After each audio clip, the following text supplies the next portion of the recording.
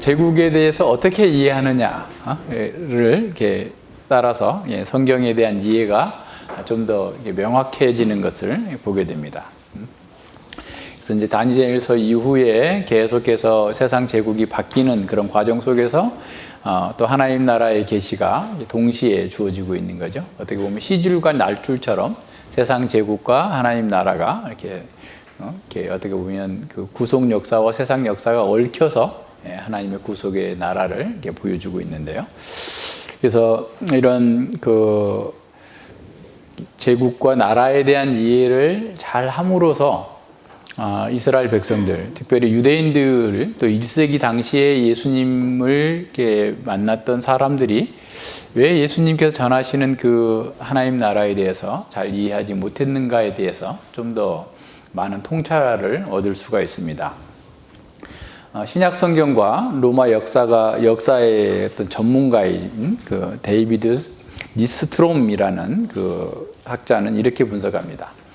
헬라 제국은 이렇게 어떻게 보면 아주 한 30년 만에 온 세계를 점령했지만 오히려 알렉산더가 죽자마자 바로 어떻게 보면 다 분할돼 버렸죠. 4개로 분할돼 버렸는데 로마 제국은 어떻게 그렇게 500년 이상 1000년을 이렇게 지내왔을까? 로마 제국이 그와 같이 강력한 제국, 전 세계를 아우르는 제국으로서 오랜 그 수명을 다할 수 있었던 원인이 뭘까라고 하면서 그걸 분석해 놨는데 제가 2가지만 그 사상적인 면에서 2가지만 소개해 드리면 이 로마 제국이 기존에 가지고 있었던 어떻게 보면 그러니까 이게 사실 로마 제국을 보면서 오늘날 우리 세계를 보는 것 같은 그런 느낌이 들 정도인데 로마 제국이 가지고 있었던 그런 이데올로기 그것이 바탕이 됐기 때문에 로마 제국이 아주 오랜 시간 동안 지속할 수 있었다라고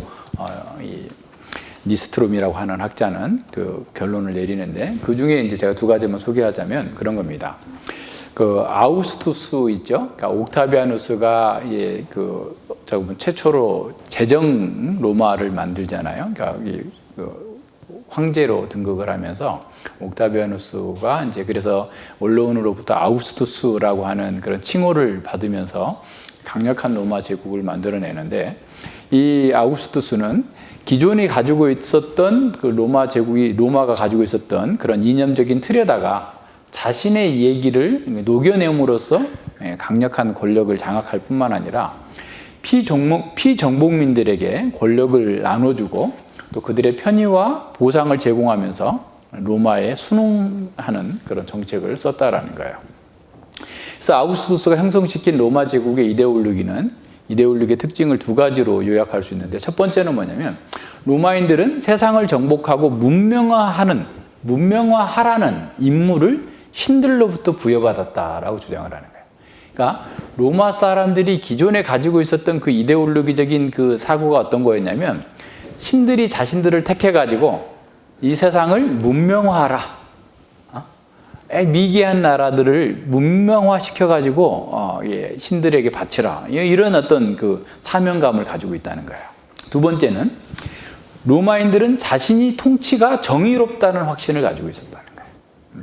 그러니까 로마가 자신들이 통치해야만 세상은 정의 가운데서 평화를 누릴 수 있다라고 하는 이데올로기를 사람들에게 쇠뇌시킨 거예요. 다 이렇게 들어가도록. 그래가지고 전 세계를 로마 법의 지배하에 두는 것이 자신들의 사명이다라고 생각한 거예요. 그래서 다른 사람들을 지배하려면 먼저 스스로 자신이 주인이 돼야 되잖아요. 그래서 이러한 우리가 로마가 최고의 그 제국이고 로마가 이 세상을 향하여서 또 신들 앞에 해야 될 그런 사명을 감당하는 것이 우리에게 있어서 최고의 목표가 돼야 된다라고 하는 것이 로마의 엘리트 교육의 핵심이었다라는 거예요. 그래서 이런 믿음으로 만들어 놓은 것이 로마법이었다는 거예요.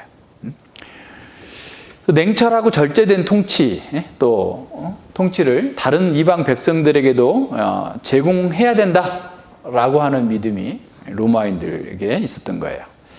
그때 로마인들은 반드시 세상을 통치하되 평화와 정의를 더하여 완성하고 피정복민을 보존하여 오만한 자들을 부셔야 한다. 이런 점에서 로마의 군사적 패권은 정의의 터 위에서 정당화되었다. 오늘날 비슷하지 않아요?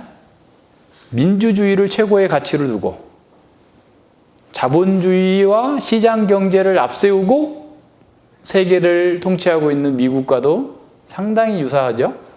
예.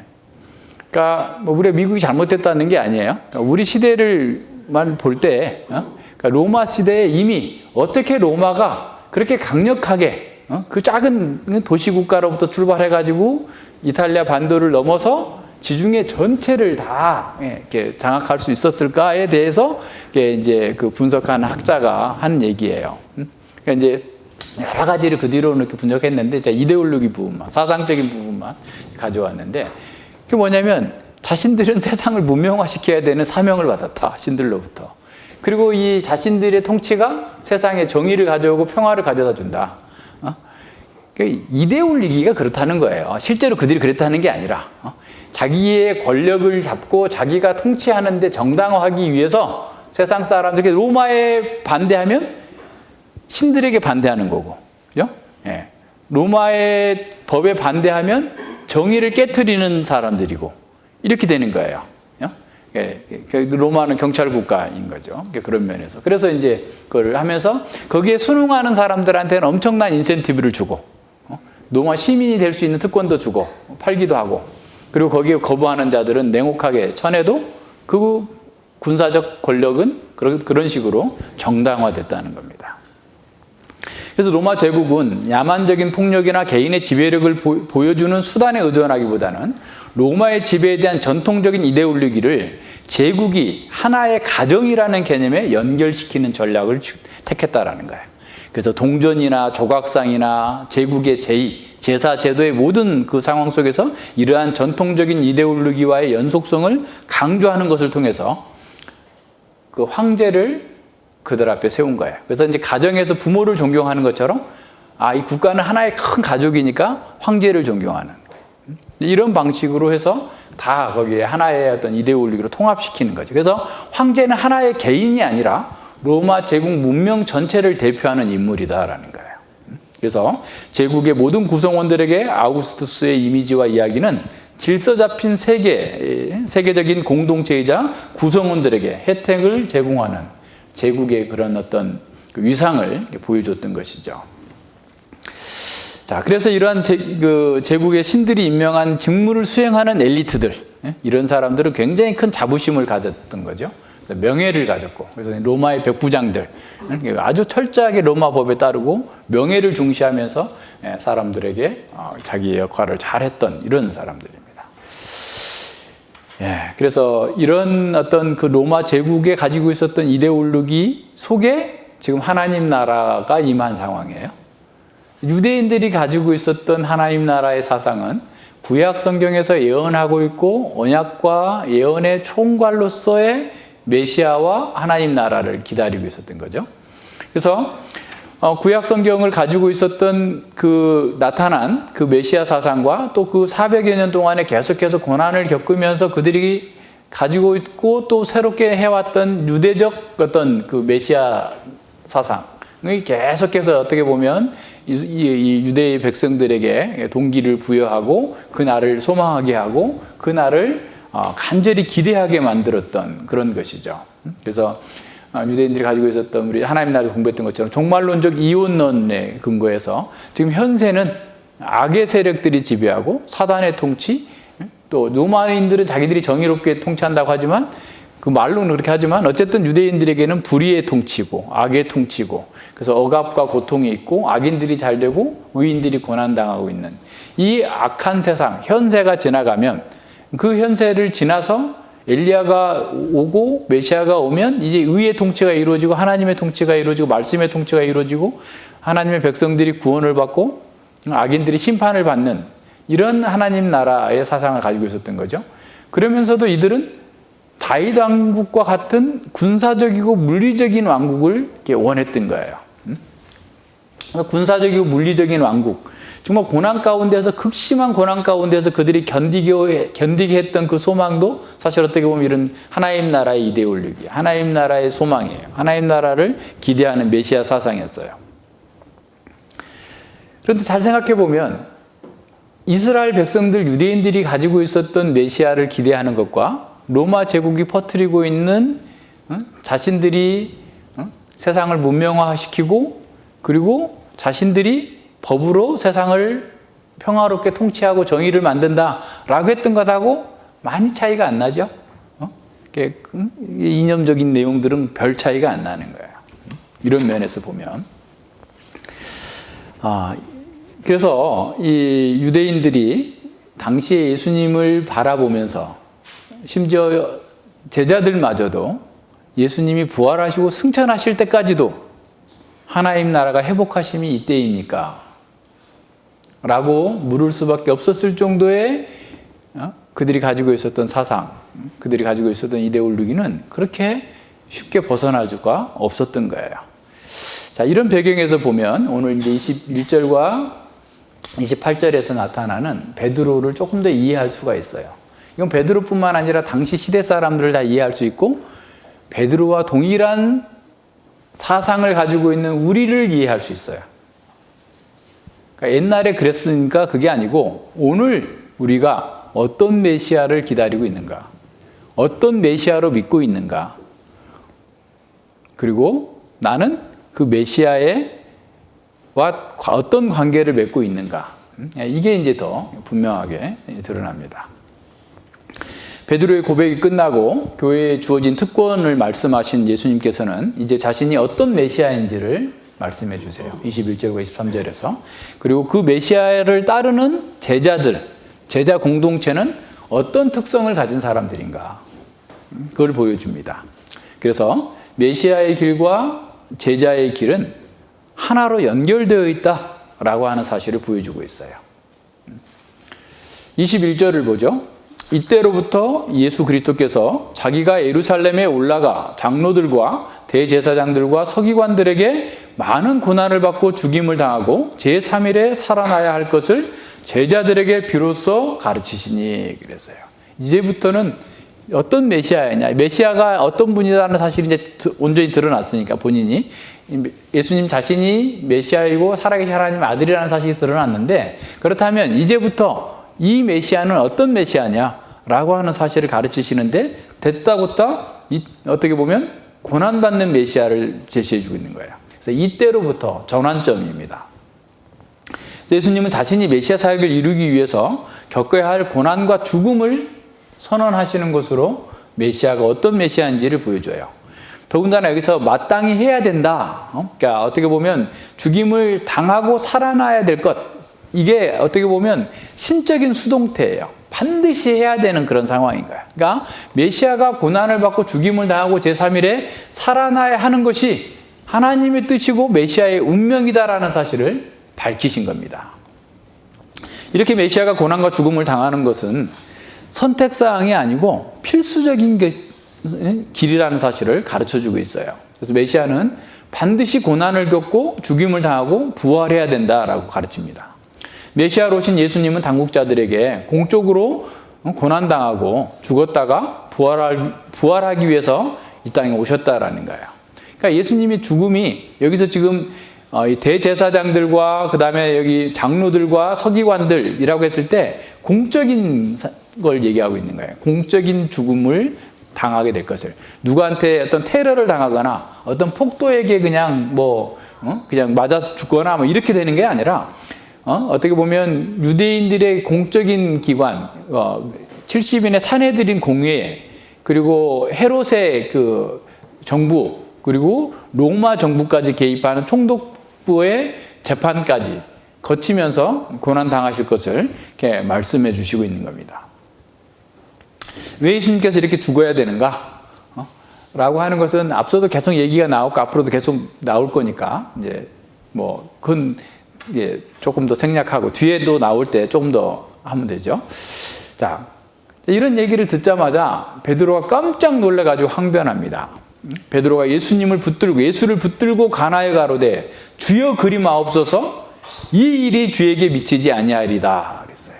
그래서 간하다라는 말은 굉장히 강한 말입니다. 그러니까 상대방의 의견을 강력하게 거부하는 그런 표현이에요. 심지어 문맥에 따라서 책망하다, 경고하다, 심각하게 말하다, 벌하다 등으로 쓰이는 그런 단어입니다. 에피티마오라는 말인데 예수님이 귀신을 꾸짖어서 나가라 라고 했을 때도 바로 이 단어를 쓰고 있어요. 그러니까 베드로는 예수님께 대해서 주님 그리 마옵소서, 절대로 안 됩니다 라고 얘기하는 거예요. 이건 하나님께서 금하신 일입니다. 주님에게는 결코 그런 일이 일어나서는 안 됩니다 라고 강력하게 항의하고 있는 겁니다. 우리가 이렇게 베드로의 말을 들어보면 이 베드로가 아까는 믿음이 있던 것처럼 보이더니 손 믿음 없구만 이렇게 그냥 쉽게 생각할 수도 있어요.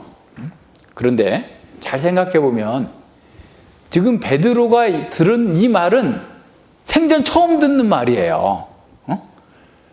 베드로는 엄마 젖 먹일 때부터 야 우리가 이 땅에서 좀 고난당하고 있고 어려움을 겪고 있지만 메시아가 오시면 다시 다윗 왕국과 같이 솔로몬 왕국과 같이 어마어마한 그런 나라가 될 거야. 그래서 우리는 죄를 버리고 주님을 잘 따라야 돼 하면서 계속해서 배웠어요. 그러니까 지금까지 유대인 중에 어느 누구도 메시아와 고난을 연결해서 생각한 사람이 한 사람도 없었어요. 물론 이사야 53장이나 이사야 43장, 44장에서 고난받는 종에 대한 얘기가 나오지만 그것은 메시아라고 생각하지 않고 자신들이라고 생각했어요. 고난 중에 있는 유대인들을 표현한 거다 라고 생각을 했지 예수님이 메시아가 고난을 당한다라는 것을 그동안 누구도 생각해 본 적이 없는 거예요. 말 자체가 안 되는 거예요. 메시아가 고난을 받고 죽는다니 말도 안 되는 소리. 메시아는 악과 대적들을 멸망시키고 하나님의 의의 통치를 실현할 사람으로 생각하는데 메시아가 고난받아 죽는다면 어떻게 악이 제압된다는 말인가? 어떻게 하나님 나라를 세운다는 말인가? 도대체 말도 안 되는 거예요. 이해가 안 되는 거예요. 그러니까 베드로는 그건 하나님의 뜻이 아닙니다. 하나님께서 그렇게 하는 것은 금하셨습니다. 예수님에 대해서 아예 그냥 주관하려고 하면서 강력하게 반발하고 있는 거예요. 베드로는 이렇게 말한 겁니다. 예수님 그건 절대로 말도 안 됩니다. 그것은 하나님께서 금하시는 일입니다. 메시아인 주님이 고난을 당하고 죽어야 한다는 것은 얼토당토 않는 궤변입니다. 다시는 그런 말 입에도 담지 마세요. 예수님께 대해서 지금 그렇게 항변하고 있는 거예요. 베드로의 사고 체계로서는 결코 이해할 수 없는, 용납할 수 없는 일입니다. 모두가 그걸 바라고 있었어요. 모두가. 모든 사람이, 자신도. 그래서 예수님께서 너 나를 따르라 라고 했을 때도 그 소망이 있기 때문에 따랐던 거예요. 베드로는 예수님이 뭔지는 몰라도 이스라엘 회복할 수 있는 선지자일 거라고 따랐을 테고, 그리고 점점점 지나가다가 이분이 메시아이고 이분이 그리스도시고 이분이 살아계신 하나님의 아들이기 때문에 드디어 하나님께서 영광의 왕국을 세우실 거라고 기대하고 여기까지 왔는데 지금 청천벽력 같은 소리를 하고 계십니까? 말이 되는 소리를 하십니까? 라고 지금 얘기하고 있는 겁니다. 메시아가 대적들과 싸우다가 죽는다면 이해할 수 있고 나도 기꺼이 거기다 목숨을 내놓을 텐데 어떻게 메시아가 스스로 죽음의 길로 간다는 겁니까? 절대로 그것은 안 됩니다 라고 얘기하는 거예요. 그러나 우리는 베드로를 더 공정하게 생각해야 돼요. 베드로는 자신의 충정에서 나온 말이에요. 베드로가 예수님을 무시하고 막 짓밟기 위해서 이렇게 말한 게 아니에요. 그는 베드로는 누구보다 예수님을 사랑했고 열정적으로 충성했고 열정적으로 주님을 사랑한 사람이에요. 제자들을 대표하는 사람이었어요. 그런데 자신이 고백했던 예수님이 하나님의 아들이고 그리스도신데 고난을 겪어야 된다니, 죽어야 된다니, 부활한다는 얘기는 들었어도 그건 지금 중요한 거 아니에요. 지금 고난받고 죽는다는 것이 지금 자기 사고체계하고는 전혀 맞지 않는 얘기이기 때문에 결코 받아들일 수 없는 어처구니 없는 일이라고 생각한 겁니다. 예수님의 신분과 정체성에 대해서 누구도 할 수 없었던 정확한 사실을 고백했던 베드로가 이렇게 강력하게 주님을 맞고 책망하면서 나오자 예수님께서 베드로에게 말씀하십니다. 베드로를 향해서 말씀하시는 거예요. 사단아, 내 뒤로 물러가라. 너는 나를 넘어지게 하는 자도다. 내가 하나님의 일을 생각지 아니하고 도리어 사람의 일을 생각하는도다 라고 책망하십니다. 사단아, 내 뒤로 물러가라. 베드로는, 인간 베드로는 반석이 아니에요.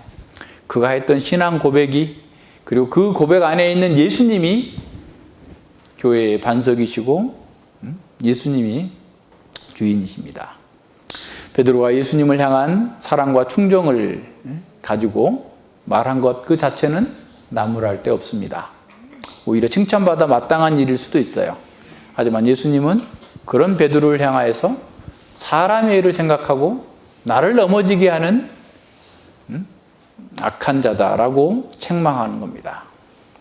하나님의 일이 아니라 사람의 일을 생각했기 때문에, 하나님의 말씀의 방식으로 그리스도를 바라보지 않고 하나님 나라를 바라보지 않았기 때문에, 사람들이 바라보고 있는 그런 어떻게 보면 말은 맞지만 공허한 이데올로기적인 체계를 가지고서 예수님을 바라봤기 때문에, 너무도 인간적이었기 때문에 하나님의 일을 반대하는, 대적하는 사단적인 일이 되어버린 겁니다. 우리 역시 사람의 일에 집중하면 하나님의 일이 보이지 않을 수 있습니다. 하나님의 일, 교회를 섬기면서도 인간적인 생각, 인간적인 어떤 방법들을 가지고 들어오면, 인간적인 세상적인 이데올로기에 사로잡혀 있으면 자기도 모르게 열정과 충성으로 했지만 사단의 도구가 될 수 있어요. 가장 놀랍고 가장 아름다운 신앙을 고백했던 충성된 제자가 한순간에 사단의 괴계에 넘어가 버렸습니다. 얼마나 충격적인 일입니까?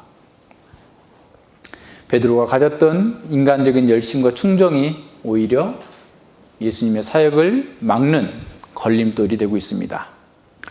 베드로는 예수님을 유혹해서 넘어지게 하는 사단의 도구가 되어버린 거예요. 마태복음 4장에서 광야에서 시험을 받으시던 예수님께 질문했던 그 사단의 질문들 생각해 보세요. 동일한 거예요. 그죠?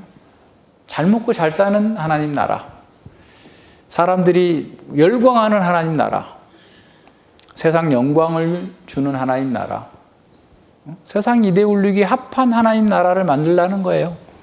로마 제국과 같은 그런 하나님 나라를 만들라라는 것이 사단의 유혹의 중심이었습니다. 베드로는 하나님의 은혜로 반석, 바위가 되었지만 하나님의 뜻이 아니라 자기 뜻, 사람의 뜻을 이루고자 하는 교회의 걸림돌이 되어버린 거예요. 인간의 기준에 따라서 하나님의 길을 반대하는 사람은 교회의 반석이 아니라 교회를 넘어지게 하는, 사람들을 넘어지게 하는 장애물이 될 뿐입니다. 우리가 복음을 알고 믿어서 신앙을 고백하는 것은 복된 일입니다. 하지만 신앙을 고백하는 그 자체가 목표가 아닙니다. 교리적인 지식을 갖는 것 그 자체가 목표가 되어서는 안 됩니다. 신앙 고백과 교리적인 지식은 삶에서 열매를 맺어야 돼요. 어떤 열매를 맺어야 됩니까? 예수님을 향한 사랑과 충정, 좋아요. 근데 그것이 인간적인 열정과 인간적인 충성이 아니라 하나님의 말씀을, 하나님의 뜻을, 하나님의 진리를 순종하는 것으로 드러나야 됩니다. 그분의 뜻을 알고 순종하는 것이 진정한 열매이죠. 예수님의 뜻을 자기의 뜻으로 삼고 예수님의 방식을 자기 방식으로 삼는 것입니다.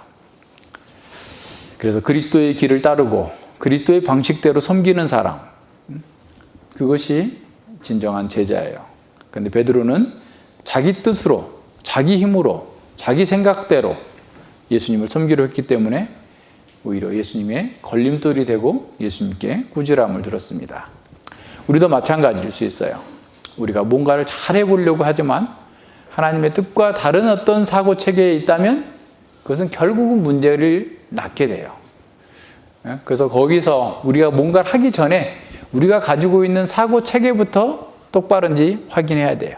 교정해 나가야 돼요. 우리의 세계관부터 바뀌어 있어야 돼요. 그래야 하나님께서 쓰시기에 합당한 사람이 되는 겁니다. 예수님이 고난의 길에 들어섰을 때 그를 따르는 제자들도 고난의 길에 들어설 겁니다. 교회는 성경에 묘사된 대로 예수님을 정확하게 알아야 돼요. 메시아의 일을 제대로 알아야 됩니다. 하나님의 아들이 이 땅에 왜 오셔야만 했는지를 알고 그에 합당하게 행해야 됩니다. 하나님을 안다고 하는 것은 하나님의 뜻 안에서 우리의 모든 삶의 것을 재조정하는 거예요. 그래서 정말 자신에게 주어진 십자가를 잘 지고 따라가는 것, 거기에서 진정한 출발이 이루어지는 겁니다. 자, 교회는 굳건한 반석이 되도록 예수님께서 세우셨으나 그 반석에서 떠나면 자기 인간적인 방식으로 그 이루려고 하면 번영의 신앙이 또 다른 어떤 인간적인 어떤 생각을 가지고 교회를 세우려고 한다면 또 다른 하나님 나라의 장애물로서 작용을 합니다. 그러니까 세상에 지금 많은 교회들이 지탄의 대상이 되고 있는 것 또한 그와 같은 거예요. 아무리 그들이 예수님의 이름을 부르고 뭐 주님을 위해서 뭐 총알바지가 되겠다고 나선다고 할지라도 그것은 하나님의 일이 아니라 사람의 일이고 예수님을 넘어지게 하고 교회를 넘어지게 하고 하나님의 영광을 훼손하는 것입니다. 하나님께서 원하시는 것이 아니에요. 잘 기억해야 됩니다. 자, 이제 24절, 28절에서는 예수님이 제자들에게 자신을 따르는 사람, 제자들은 어떻게 해야 되는가에 대해서 말씀해 줍니다. 24절 봅니다. 이제 예수께서 제자들에게 이르시되 아무든지 나를 따라오려거든 자기를 부인하고 자기 십자가를 지고 나를 쫓을 것이니라 그랬어요. 자, 예수님을 따르려면, 예수님의 제자가 되려면 첫째로 자기를 부정해라. 자기를 부정하라. 둘째, 자기 십자가를 지라. 셋째, 나를 따르라. 다 같은 말이에요. 좀 더 어떻게 보면 강조가 더 있어요. 자기 부정, 자기 십자가를 지는 것, 또 예수님을 따르는 거예요. 자기 부정한다라는 게 뭘 의미할까요? 그래서 어떤 성경은, 어떤 번역 성경은 자기를 부정하라는 것은 너의 즐거움을 제쳐둬야 된다. 이런 식으로 번역을 하는 거예요. 금욕주의적인 입장에서 번역을 하게 되면 그와 같은 방식이 되겠죠. 그러니까 로마 카톨릭처럼 사순절에 뭐 고난의 길을 간다. 사순절이 뭐예요? 예수님이 광야에서 뭐 40일 동안 금식한 것을 기념해가지고 뭐 고통을 겪는다 해가지고 오순절 전이 아니라 부활절 전 40일 동안 고기도 안 먹고 술도 안 먹고 나름대로 이렇게 고행을 한답시고 하죠. 그러고 이제 끝나면 카니발 한답시고 이제 더 난리치고 이렇게 하는데 그런 게 아니에요. 자기 부정한다라는 것은 어떤 특정한 음식을 안 먹거나 뭐 어떤 행동을 절제하거나 그런 것이 아닙니다. 뭘까요? 어떤 사람들은 자기 부정은 어떤 도덕적 완성으로 생각해요. 그러니까 좀 더 거룩한 삶을 사는 것.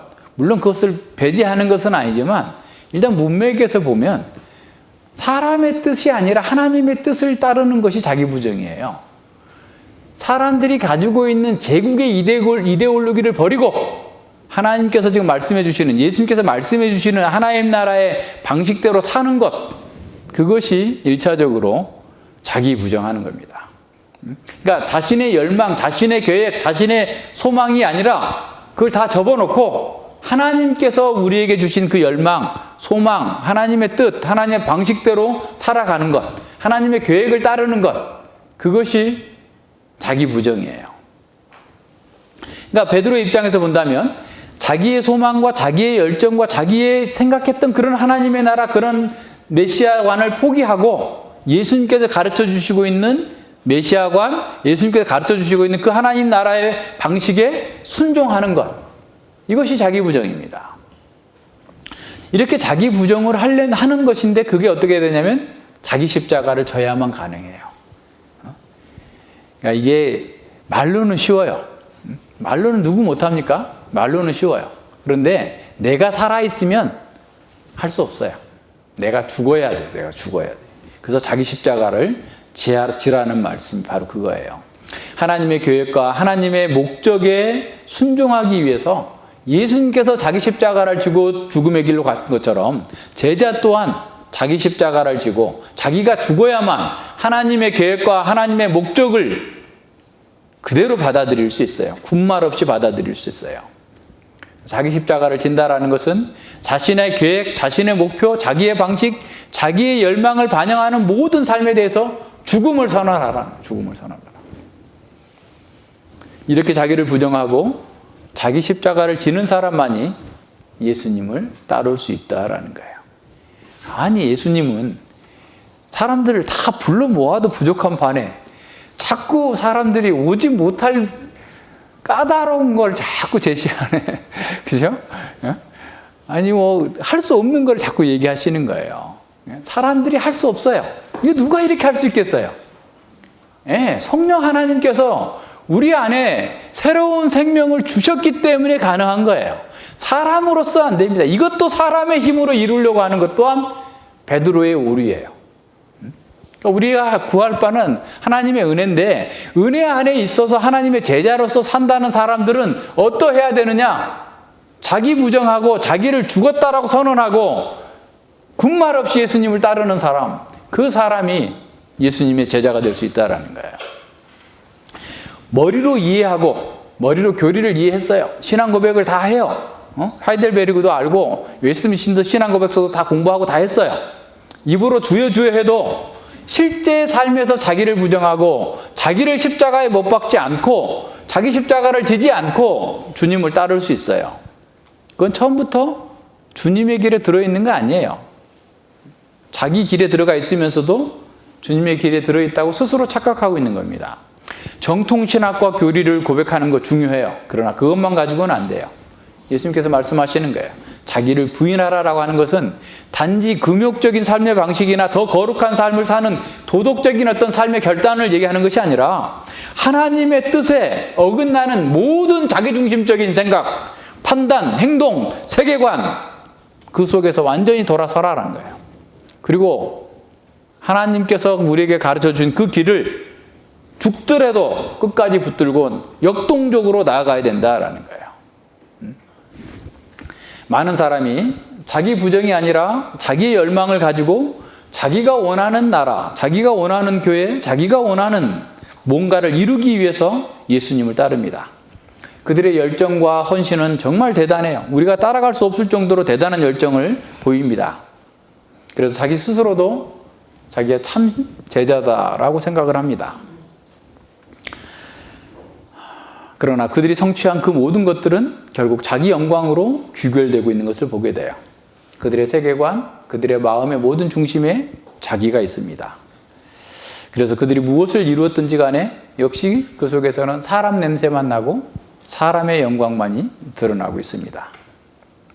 그거를 버리지 않으면 예수님의 제자로서 살 수가 없어요. 누가 이거를 들을 수 있겠어요?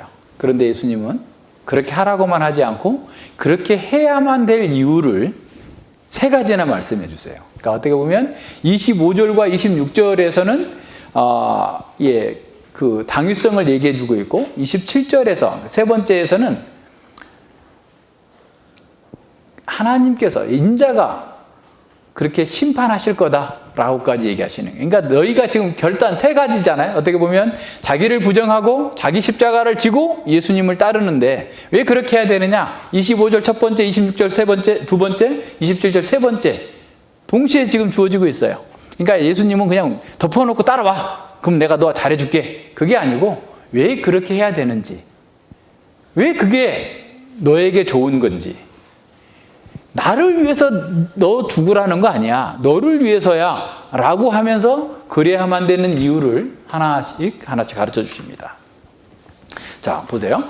25절에 보면 누구든지 제 목숨을 구원코자 하면 잃을 것이요 누구든지 나를 위하여 제 목숨을 잃으면 찾으리라 그랬어요. 25절에 가르, 왜냐하면이라는 말이 우리말 번역에는 생략되어 있는데요. 자, 그 무슨 말이냐면 너희들이 그렇게 자기를 부정하고 자기 십자가를 지고 나를 따라야 되는데, 왜냐하면 첫 번째 이유, 자기 목숨을 구원코자 하면 잃어버릴 것이고 누구든지 나를 위하여서 제 목숨을 잃으면 살게 될 거다. 그러니까 자기를 구원하고자, 내가 살고자 스스로 자기 지혜와 자기 꾀를 가지고 내가 살고자 자기 목숨을 구원코자 자기 십자가를 지지 않으면, 자기 부정을 하지 않는다면 그는 목숨을 잃어버릴 것이다 하는 거예요. 생명을 잃어버릴 거다 하는 거예요. 반대로 예수님을 따르기 위해서 내 목숨을 포기하면, 내 사상을 포기하면, 나의 삶의 모든 주도권을 내가 포기하면 그는 생명을 얻을 것이다, 목숨을 얻을 것이다 라는 거예요. 예수님은 완전 거꾸로 말씀하시는 거예요. 사람들은 내가 뭔가 내 뜻대로 내가 더 부여해주고 내가 더 힘을 가지고 내가 더 많은 것을 얻고 큰 힘을 가졌을 때 내가 생명을 누릴 것이다 라고 얘기하지만, 그 세상의 이데올로기지만 예수님은 정반대로 얘기하는 거예요. 너가 하고자 하는 거 모든 거 다 내려놓을 때 내가 너에게 생명을 줄 거다. 네가 모든 걸 내려놓지 않으면 너는 생명을 얻을 수 없다 라고 말씀하시는 거예요. 자기 생명을 얻고자 자기 십자가를 지지 않는다면 그는 죽을 것이다. 그 생명을 잃을 것이다. 예수님의 말씀을 들으면서도 자기 고집과 자기 지혜와 자기 방식으로 사는 것, 그 자체가 사실은 살았다 하나 죽은 거예요. 여러분, 그게 이해가 돼야 돼요. 이해가 돼야 돼요. 이게 한참 있다가 이제 이렇게 이해가 될 어떤 사람들한테는 되는데, 자기 방식대로 사는 것 자체가 죽음입니다.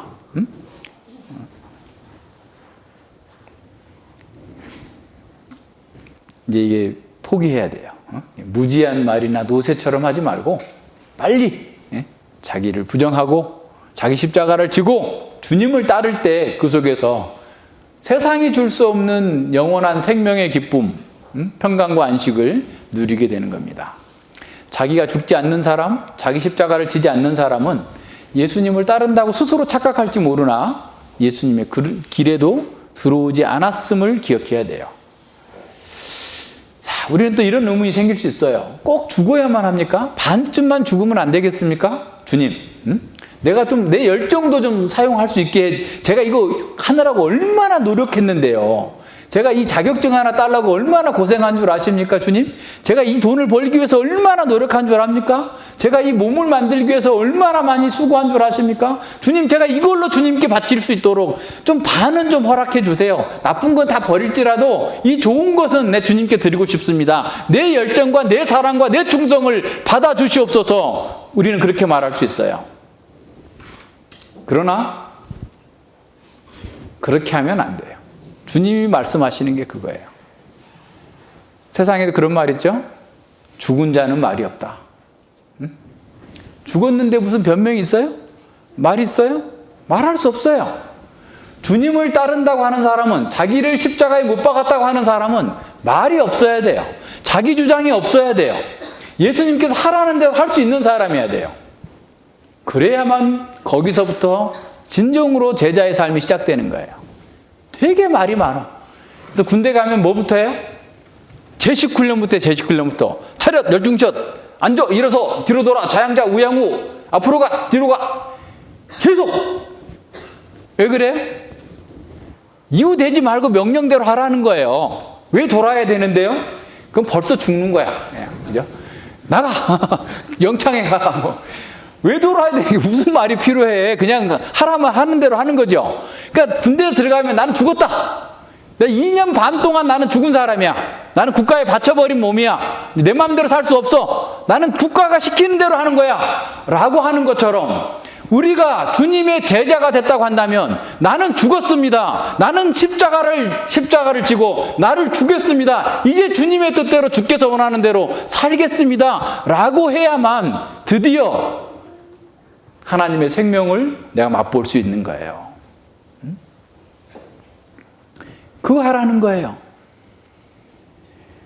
내가 죽어야만 내가 관할하는 영역이 없어지고 다 하나님의 영역으로 바뀌는 거예요. 내가 죽어야 내 소유권이 다 하나님께로 이전이 되는 거예요.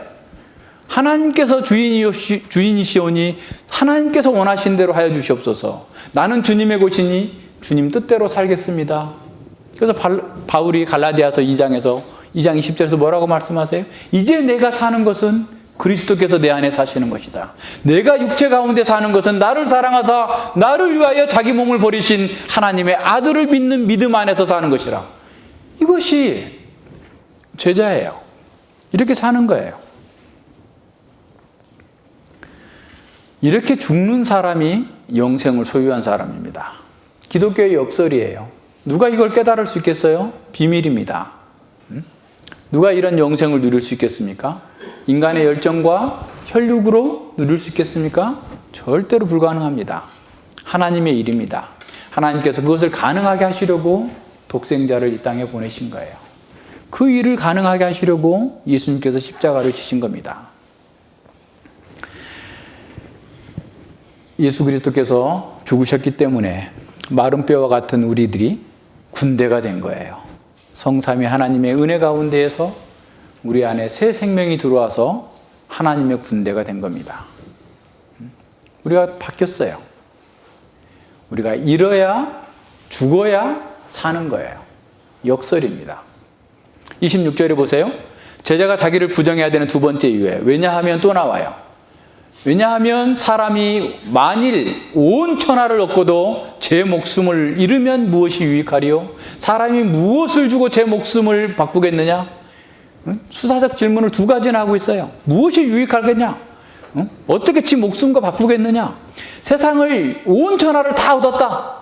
그리고 목숨을 잃으면, 생명을 잃으면 그게 자기한테 무슨 유익이 있겠느냐? 그래, 좋다. 돈 네가 최고 많다고 하자. 온 세상이 다 네 거라고 하자. 그렇다고 해서 그 돈을 가지고 네 생명을 살 수 있겠느냐? 살 수 없다라는 거예요. 너에게 중요한 게 뭐냐? 생명이냐 재산이냐? 너에게 중요한 게 뭐냐?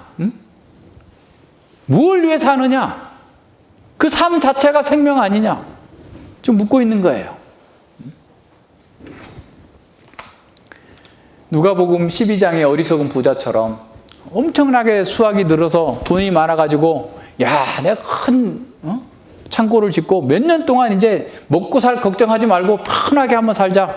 내 영혼아 편히 쉬어라 라고 할 때 하나님께서 내 영혼을 찾는다면 그게 누구 것이 되겠느냐? 네가 과연 너에게 무엇이 유익하겠느냐? 라고 말씀하는 것처럼 사람은 생명이 제일 중요하다는 거예요. 예수님의 말씀이 그거예요.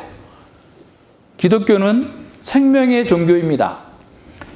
영원한 생명, 하나님의 생명에 참여하는 것이 아니면 모든 것 다 가짜예요.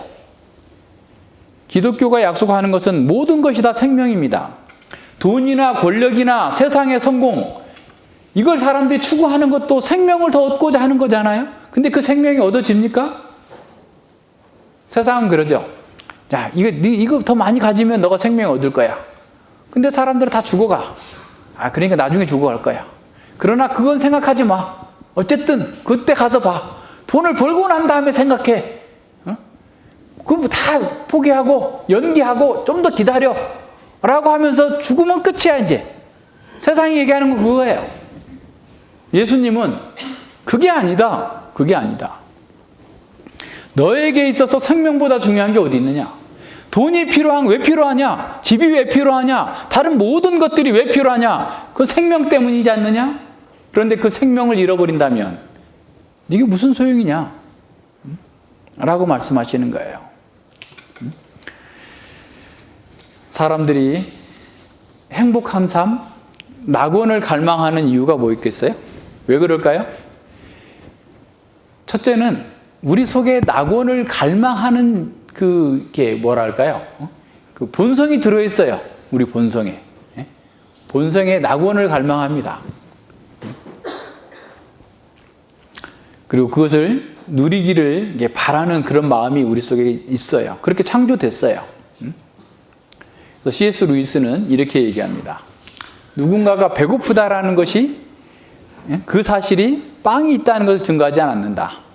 또한 누군가가 배고프다는 사실이 빵을 얻게 될 것이라는 것을 보장하는 것은 아니다. 그렇지만 굶주림은 그가 음식을 먹음으로써 육신을 유지하는 종족이고 먹을거리가 있는 세상에 산다는 사실은 충분히 입증할 수 있다는 거예요. 배고프다라는 것은 그 몸 자체가 배고프다라는 것은 빵이 있어야 되고 빵이 있는 세상이 있다라는 것을 증명하고 있는 것처럼, 그죠? 네. 마찬가지로 낙원을 향한 우리의 갈망이 있다라는 것은 우리가 낙원에 가서 낙원을 누린다라는 것을 보장하지 못하지만 그 갈망은 낙원이 존재하고 누군가는 그 속에서 누리게 될 것이라는 사실을 보여주는 썩 훌륭한 징조다라고 얘기하고 있어요. 그렇죠? 이 땅에서 우리가 생명의 부유를 누리려고 하는 것, 그래서 온갖 지혜를 동원해가지고 온갖 수사를 동원해서 그 생명을 얻겠다고 바둥바둥하지만 사람들은 결과적으로 자신의 생명을 소진하면서 영원한 죽음으로 향하여 가고 있는 거예요. 그러나 제자는 정신 차리고 자기를 부정하고 자기 십자가를 지고 죽는 길처럼 죽음의 길로 가는 것처럼 보이지만 실제로 그는 이 땅에서 영생을 누리고 이 땅에서 낙원의 기쁨을 누리면서 살고 있는 거예요. 그리고 완성될 낙원을 향해서 가고 있는 겁니다. 그래서 기독교는 이 땅에서 무엇인가를 더 얻고 더 누리게 하는 그런 이방 종교와는 차원이 달라요. 기독교는 영원한 생명을 주시는 종교예요. 그것이 못 미치는 것은 다 가짜입니다.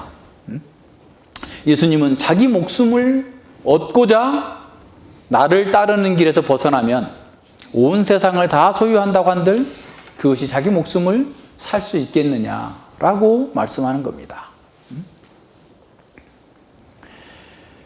제자가 되려는 사람은 신중하게 모든 것들을 잘 판단해야 돼요. 현재의 삶으로 모든 것이 끝나는 것이 아닙니다. 결산할 때가 와요. 세 번째 이유입니다.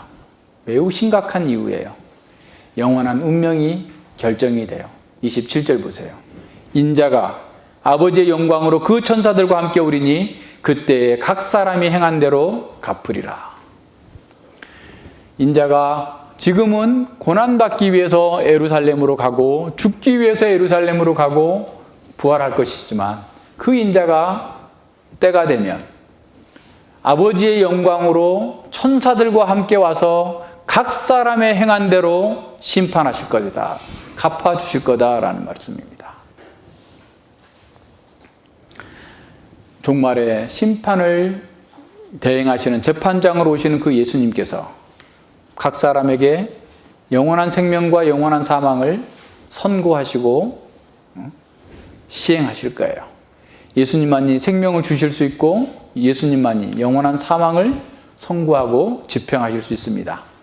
예수님이 하나님의 영광을 입고 천사들과 함께 오셔서 각 사람의 행한 대로 심판하실 그 날을 정해두시고 오실 거예요. 예수님은 지금 오늘 우리의 선택과 우리의 삶을 다 보고 계십니다. 우리의 동기를 살펴보고 계십니다. 우리가 어떤 결정을 내리는지는 우리가 인자 앞에 서게 될 때 우리의 영원한 운명을 결정하는 증거 자료로 제출될 거예요.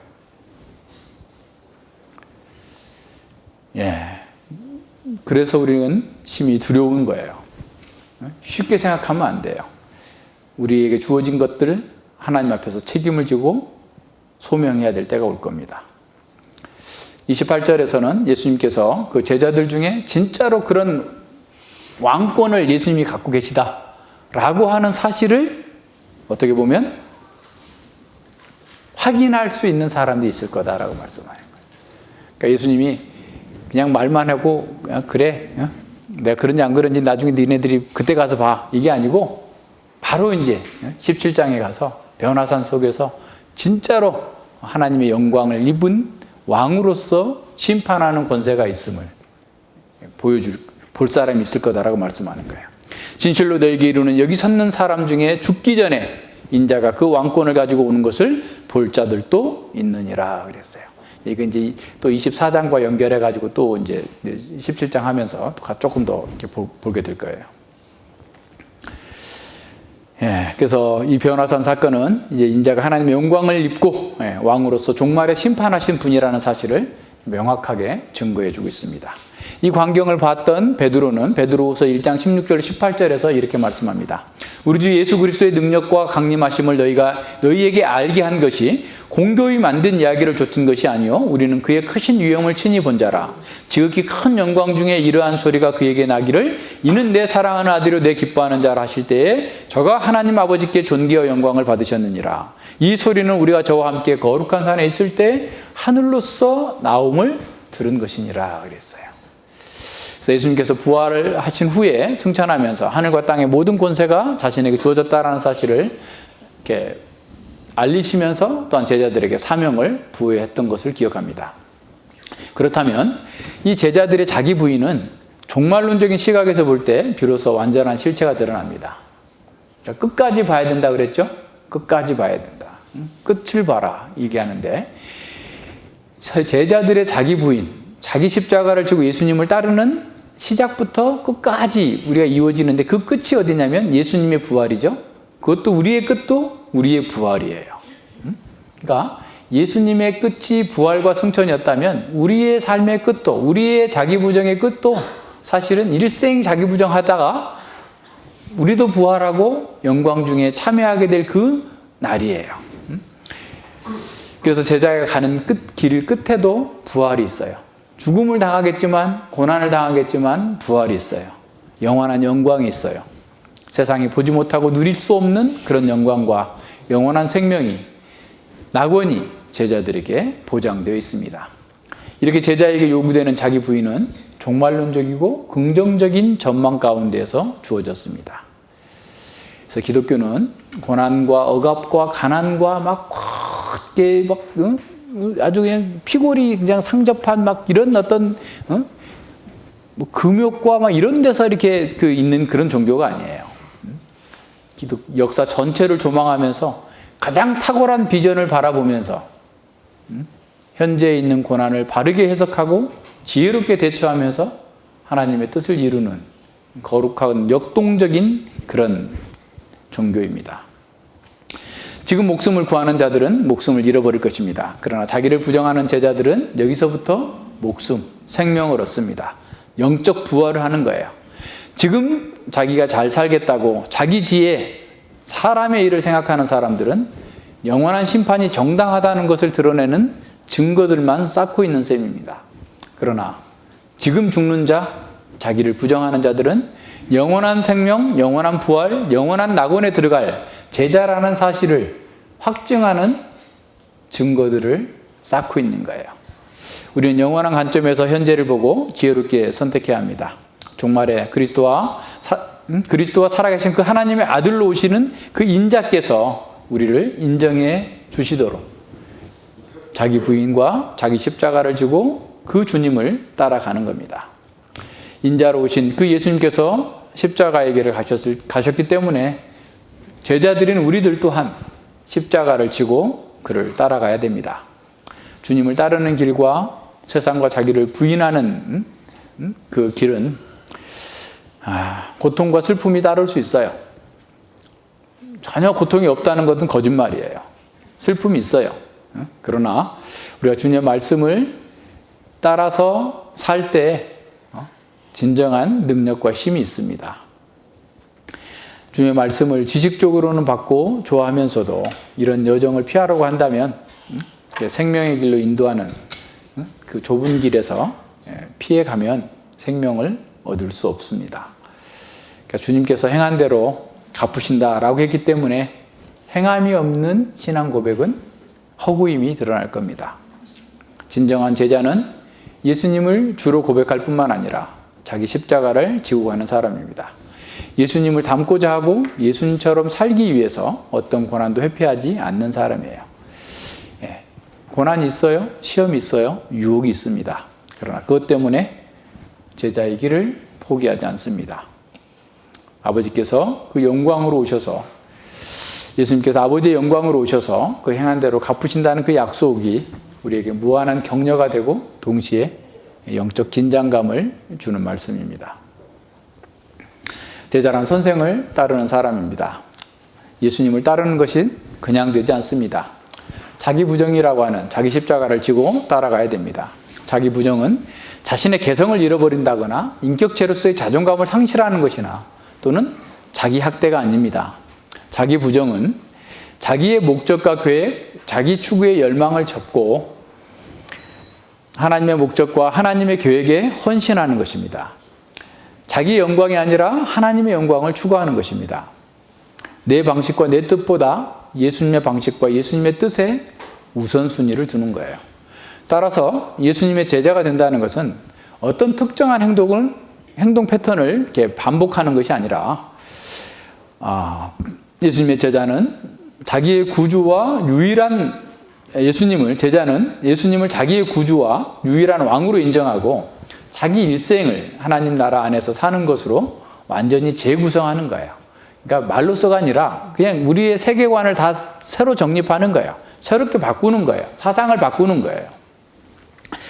제자의 자기 부인은 특정한 어떤 것을 피하는 것보다 훨씬 더 큰 의미를 가지고 있습니다. 그것은 현재의 삶을 그리스도의 시각으로, 종말론적 시각으로 보는 것에서부터 시작돼요. 근본적인 변화가 시작됩니다. 자기 부정은 소극적인 차원을 넘어서 역동적으로 주님을 따르고 주님께 헌신하는 삶입니다. 자기 부정은 하나님의 통치를 자신의 인격과 자신의 삶의 모든 영역에 적용하는 거예요. 자기 부정한다고 하면서 맨날 소극적인 차원에서만 생각하는 사람들이 많아요. 그러면서 다 자기 추구하는 거죠. 그냥 평상시에는 교회만 다니고. C.S. 루이스는 신약 성경은 자기 부인에 대해서 많이 말하지만 자기 부인 그 자체를 목적으로 제시하지 않는다라고 말하면서 이렇게 말합니다. 그리스도를 쫓기 위해 자기를 부인하고 자기 십자가를 지라고 합니다. 그리고 그렇게 할 때 뒤따라오는 바람직한 결과에 대한 설명이 이어집니다. 자신의 행복을 갈망하고 간절히 누리고 싶어하는 것은 나쁜 것이라는 생각이 현대인의 사고에 도사리고 있다면 그것은 칸트와 스토아 학파의 사상에서 스며든 것이지 기독교 신앙의 일부가 아니라는 점을 말씀드립니다. 그러니까 내가 행복하고 싶어서 그냥 이렇게 어떤 기독교적인 어떤 삶을 산다라고 하는 것은 나쁜 거다. 꼭 그렇게만 해야 되는 게 아니고 어떻게 보면 그러니까 우주적인 어떤 그 양심의 근거에서 살아야 된다라고 하는 것에 대해서 좀 비판하는 거죠. 그래서 복음서가 당당하게 약속하는 보상, 그 엄청난 보상들을 생각한다면 우리 주님은, 그러니까 앞서 보세요. 자, 우리는 지금 예수님께서 너 죽어야 돼.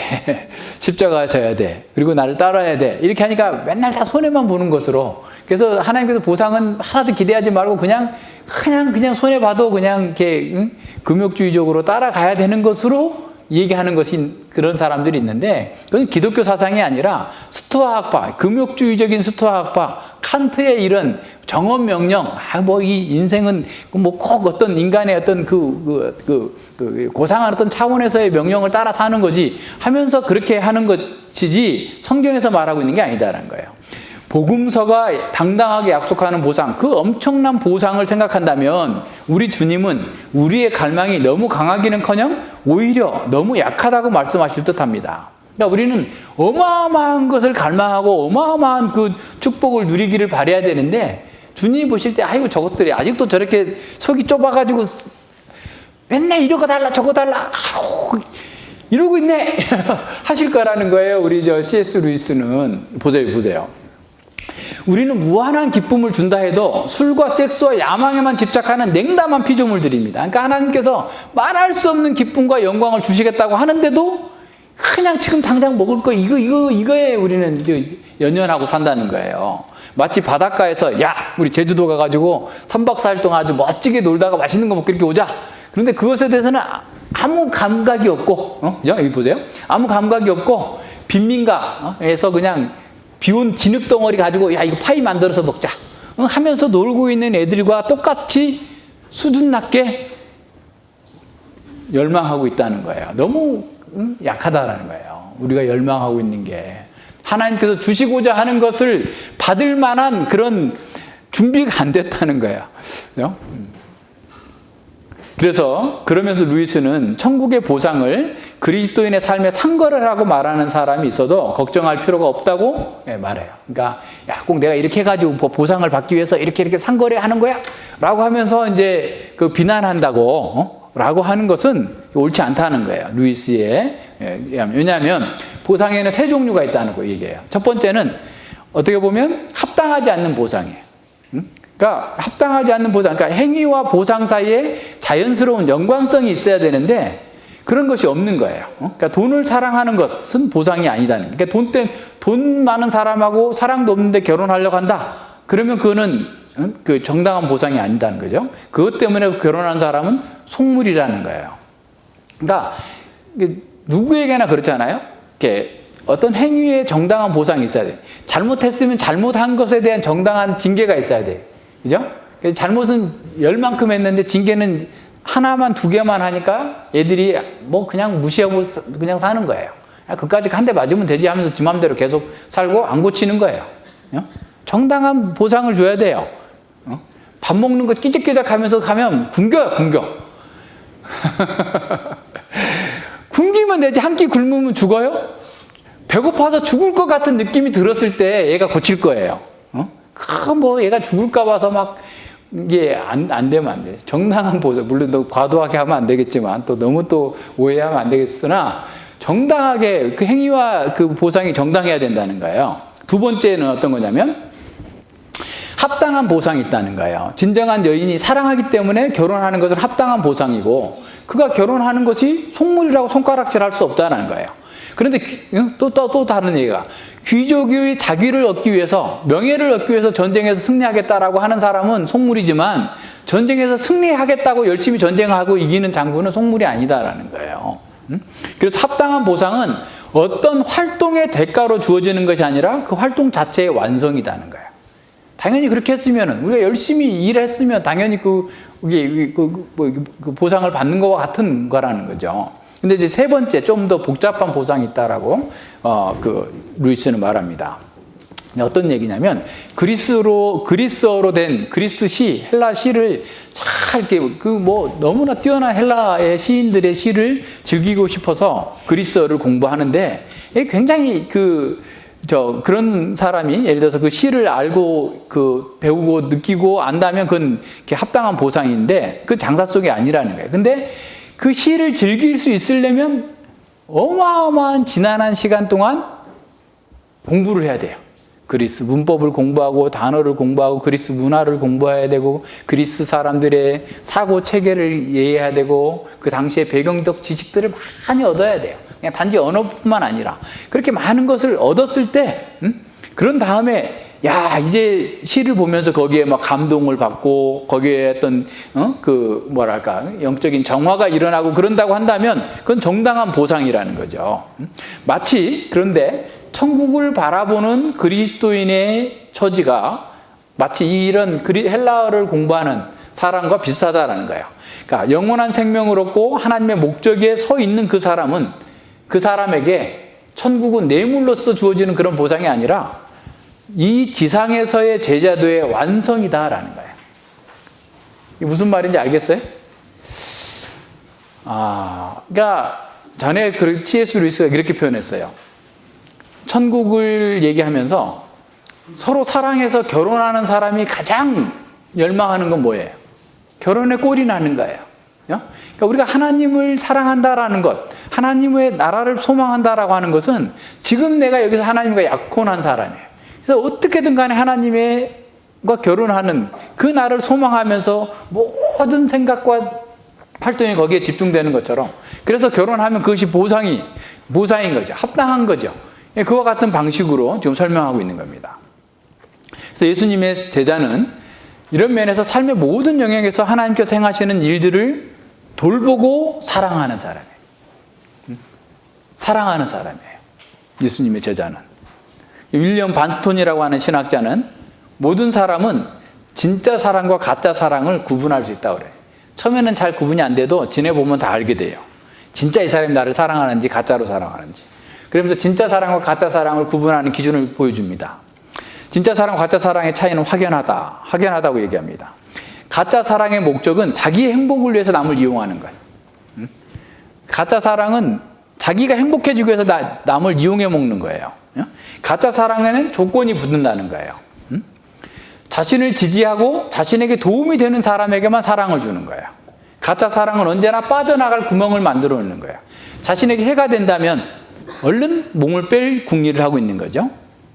하지만 진짜 사랑의 목적은 남을 행복을 위해서 자신을 내어주는 것. 상대방의 행복을 내 행복으로 삼는 것이다라는 겁니다. 따라서 이 사랑은 무조건적입니다. 자신에게 도움이 되지 않아도 상관없이 사랑을 줍니다. 진짜 사랑은 위험을 무릅쓰는 사랑인 거죠. 아낌없이 주는 사랑입니다. 하지만 세상에 진짜 사랑할 수 있는 사람은 아무도 없어요. 우리가 진짜 사랑을 절실히 원하지만 서로에게 그런 사랑을 줄 수 없습니다. 우리의 사랑은 모두 어느 정도 가짜예요. 왜 그럴까요? 우리가 공기와 물이 필요한 것처럼 우리는 또한 사랑에 의존하고 있어요. 하나님의 사랑에 의존되어 있어요. 하나님의 사랑 그 자체이신 하나님으로부터 우리가 사랑을 공급받지 않으면 우리를 그렇게 사랑할 수 있는 존재가 못 되는 거예요. 우리는 또한 사랑할 수 없는 존재예요. 사랑 없이는 살 수 없는 존재예요. 우리 가족의 사랑, 이웃의 사랑, 친구의 사랑이 없어서는 또 존재할 수 없는, 그러니까 하나님의 사랑에 의존되어 있고 사람들과의 사랑에도 의존되어 있는 사람이에요. 그래서 모든 사랑이 필요한데 모든 관계 속에 우리는 지금 타락한 가짜 사랑을 가지고 있는 거예요. 다 이해타산이 개입되어 있는 거예요. 그래서 우리의 사랑은 조건적인 사랑일 수밖에 없어요. 우리는 상대방을 있는 그대로 사랑하지 않습니다. 우리는 모두가 다 진짜 사랑을 갈망하지만 정작 자신은 그런 사랑을 할 능력이 없다라고 선언합니다. 자, 이렇게 무능하면서도 자기중심적인 우리에게 그리스도께서 가장 완전하고 충만한 사랑을 가지고 우리에게 오셨어요. 그리스도의 십자가 안에서 온전한 사랑을 받은 사람은 그분의 십자가의 사랑 안에서 자기 속에 있는 거짓된 사랑의 노폐물들을 떨쳐낼 수가 있습니다. 우리가 그리스도의 십자가의 사랑에 동화될수록 우리는 자기 사랑, 또 다른 사람이 나를 사랑해 줘야 된다고 하는 그 사랑에 연연해하지 않을 수 있는 힘이 생깁니다. 상대방의 태도에 상관없이 그리스도의 사랑, 진짜 사랑을 줄 수 있는 사람으로 변화되어 가는 겁니다. 그렇게 아름다운 사랑이 가능해지려면 그리스도처럼 자기 부인과 자기 십자가를 져야 합니다. 이것이 기독교의 역설이에요. 십자가는 가장 무능한 것처럼 보이지만 세상과 죽음을 이긴 사랑입니다. 십자가를 지는 것은 가장 무력한 삶인 것처럼 보이지만 세상의 왕국을 뒤집어 놓는 그리스도의 승리와 영광을 지는 겁니다. 무한한 생명만이 죽음을 이길 수 있습니다. 무한한 사랑이 이기적인 가짜 사랑을 이길 수 있습니다. 십자가의 생명, 십자가의 사랑, 십자가의 능력이 그것을 믿고 따르는 제자들에게 점점 더 충만해집니다. 제자는 이를 실천하면서 누리는 거예요. 이것이 세상이 알지 못하는 진정한 기독교의 복입니다. 이것을 C.S. 루이스는 순전한 기독교 책 마지막 페이지에서 이렇게 말해주고 있어요. 진종으로 자아를 포기하는 일이 있어야 합니다. 이를테면 자신을 무작정 내던져야 한다는 것입니다. 물론 그리스도께서는 진정한 인격을 주실 것입니다. 그러니까 새 사람을 주실 거라는 거예요. 새 본성을. 그러나 그것 때문에 그에게 나아가서는 안 됩니다. 그것 때문에 자신의 인격에 계속해서 신경을 쓰는 한 여러분은 결코 그에게 나아갈 수 없어. 그러니까 자기 부정을 할 수 없다는 거예요. 무슨 말인지 이해하시겠죠? 그러니까 여러분이 가장 먼저 해야 될 일은 자아를 통째로 잊어버리려고 노력하는 겁니다. 나는 죽었다라고 선언하는 거예요. 군대에 입대하는 사람처럼. 진정한 새 자아, 그것은 그리스도의 것이면서 동시에 여러분 것인 그 자아, 그의 것이 되었다는 바로 그 이유 때문에 여러분의 것이 된 그 자아는 그 자체를 추구하는 한 얻을 수 없습니다. 놀라운 통찰력입니다. 이 말씀이에요. 지금 예수님의 말씀을 이분은 묵상하면서 이렇게 답을 내놓은 거예요. 그 자아는 그리스도를 찾을 때만 얻을 수 있습니다. 자기를 버리고 그리스도를 따를 때만 얻을 수 있어요. 새 생명, 새 자아, 새로운 삶. 그래서 자신을 포기하십시오. 그러면 진정한 자아를 발견할 것입니다. 자기 생명을 버리십시오. 그러면 생명을 얻을 것입니다. 죽음을 받아들이십시오. 매일의 야망과 이루고 싶은 바람들의 죽음을, 그리고 언젠가 찾아올 몸의 죽음을 받아들이십시오. 온몸과 온 마음으로 받아들이십시오. 그러면 영원한 생명을 발견할 것입니다. 아무것도 남겨두지 마십시오. 주지 않은 것은 진정한 여러분의 것이 되지 못할 것입니다. 여러분 안에서 죽지 않은 것은 죽음을 떨치고 일어서지 못할 것입니다. 자기 자신을 찾으면 결국 미움과 외로움과 절망과 분노와 파멸과 쇠퇴만 보게 될 것입니다. 그러나 그리스도를 찾으면 그를 만날 것이며 그와 함께 모든 것을 얻게 될 것입니다. 그리스도를 찾으면 모든 것을 얻게 될 것입니다. 자아를 얻기 위해서 그리스도께 나아간 것은 사실상 그분께 나아간 것이 아니라는 말입니다. 진실로 자아를 지키러 가면 오히려 모든 것을 잃어버릴 것입니다. 그것을 예수님의 이름으로 추구한다 할지라도 마찬가지입니다. 자아를 충만하게 하려는 목적으로 자기 부인이 없이 쉽게 주님을 따르는 자들은 결국 가지고 있는 모든 생명들을 잃게 될 겁니다. 그러나 자기를 부정하고 예수님을 따르면 진정한 자아는 덤으로 얻게 되는 거예요. 새로운 생명은 덤으로 얻게 되는 거예요. 자기 십자가를 지고 예수님을 따르는 사람은 지금 여기서 생명과 낙원을 맛보고 누리면서 극치의 일을 하나님 나라를 소망합니다. 그래서 이 세상에 허접한 것에 모든 것을 투자하지 않아요. 올인하지 않습니다. 자기 목숨을 가장 소중하게 생각하는 사람들에게 자기 부정은 매우 어리석은 일일 것입니다. 그들에게 자기 십자가를 지라는 말은 승산도 없는 도박에 모든 것을 걸라라고 하는 것처럼 말도 안 되는 일일 겁니다. 오히려 눈에 보이는 것에 투자하고 확실한 보장이 있는 것에 투자해서 엄청난 소유를 얻는 것이 최선의 길이라고 생각할 겁니다. 그러나 그 모든 것들이 그에게 한치의 생명도 늘려줄 수 없습니다. 그의 모든 생명과 재산은 인자 앞에서 영원한 심판을 받는 증거물로 제출될 것입니다. 종말의 인자가 심판에 주로 오셔서 각 사람의 행한 대로 갚으실 거예요. 이런 종말론적 비전을 본 사람들은 자기를 부인하면서 주님을 따릅니다. 어떤 고난과 장애물 속에서도 십자가에 감추어진 그 승리와 영광을 바라보면서 즐겁게 담대하게 제자의 길을 가는 사람입니다. 같이 기도합니다. 하나님 아버지 감사를 드립니다. 우리가 예수님을 바라보면서도 그리스도이시고 살아계신 하나님의 아들이라고 부르면서도 우리가 가지고 있었던 기존의 세계관, 기존의 이데올로기, 사상을 가지고 이 하나님의 말씀과 예수님을 바라보면 여전히 왜곡되고 사람의 일로서 하나님의 일을 하고자 하는 어리석음에 빠질 수 있음을 경고받습니다. 아버지 하나님, 저희들이 가지고 있는 이 세계관, 우리 속에 있는 그 모든 이 시대의 사상들을, 조류들을 잘 말씀으로 분별하게 하여 주시고 참으로 그리스도께서 이 땅에 오셔서 우리에게 요구하시는 바, 참으로 예수 그리스도의 제자로서 이 땅에서 산다라고 하는 것이 무엇이 어떻게 되어질 것인지를 먼저 잘 알고 점검하게 하여 주시옵소서. 우리의 마음이 여전히 인간 중심적이고 사람의 일을 생각하고 자기 중심적인 틀에 갇혀 있다고 한다면 어떤 말씀도 어떤 주님의 은혜도 우리 안에서 다시 왜곡되어져서 우리가 제자의 길이 아니라 자기 부정의 길이 아니라 자기 충만의 길로 자기 십자가를 지는 것이 아니라 오히려 자기 재물을 짊어지고 주님을 따르는 것이 아니라 세상을 따르고 사단을 따를 수 있다는 사실을 경고받습니다. 아버지 하나님, 저희들이 더욱더 주님께서 이러한 길로 우리를 부르셨고 또 세우셨으니 아버지 더욱더 기쁨 가운데에서 자기 부정하는 그 아름다운 삶을 실천할 수 있도록 인도하여 주시고 자기 십자가를 질 때 바울처럼 참으로 내가 사는 것이 내가 아니오 내 안에 계신 그리스도께서 사신 것이라고 고백하면서 기쁘고 즐겁게 주님의 일을 이루어 나아갈 수 있는 거룩한 공동체가 되게 하여 주시옵소서. 감사드리며 예수님 이름으로 기도드립니다. 아멘.